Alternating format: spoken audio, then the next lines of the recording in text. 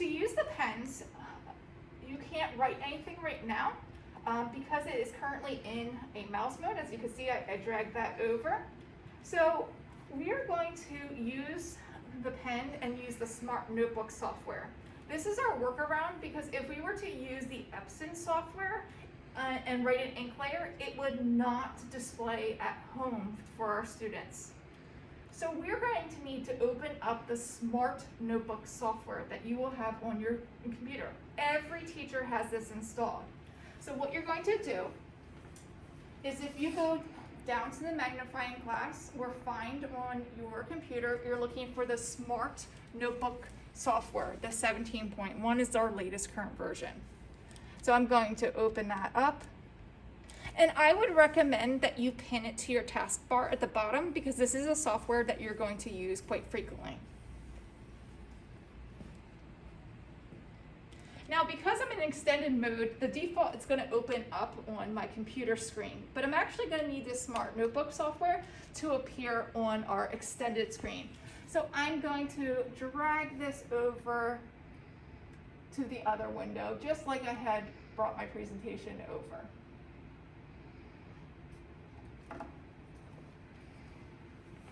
Now, if you needed to instruct and have a whiteboard space, you could simply use this Smart Notebook software by going to the top and clicking the pen icon, and then you can start writing whatever you need to for your instruction. But say you need to write on a PDF, Google Slides presentation, or any type of materials that you'll be instructing with. To do so, we're going to use Smart Notebook's transparent background mode. To activate that, I'm going to just go to a new slide.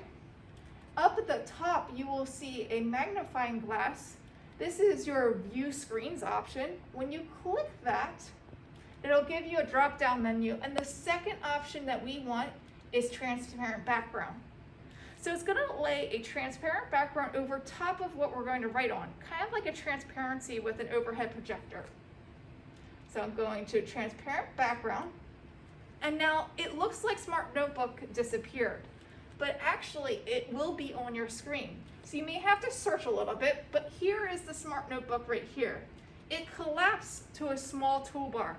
You can move this toolbar by clicking the top of it and position it wherever you will feel comfortable.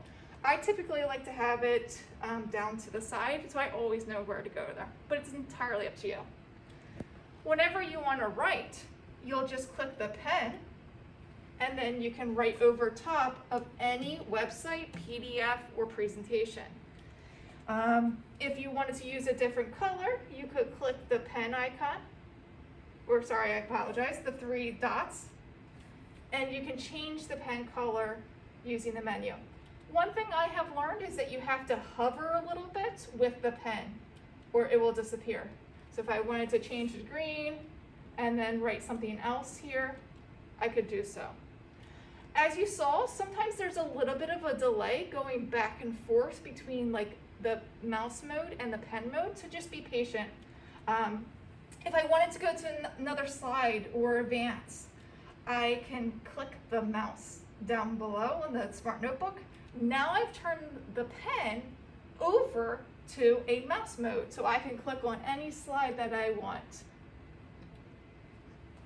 If you notice, the ink stayed there.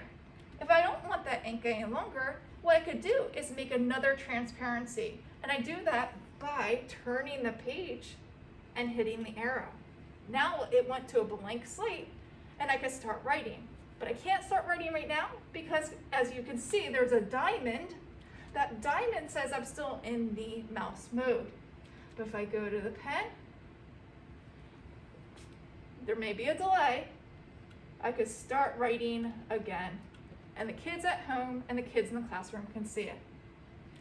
If you made a mistake, you can go to the three dots to find the eraser. I found the easiest way is just to create a new slide, or if you hit the undo button, it will remove whatever you wrote last. If you need highlighters, shapes, different pen types, you have that all in that three-dot menu. If you want to go back to your whiteboard and just not use a presentation, you can exit transparency mode by clicking that screen with the checkerboard on the far right hand side. Now it brings me back to that page.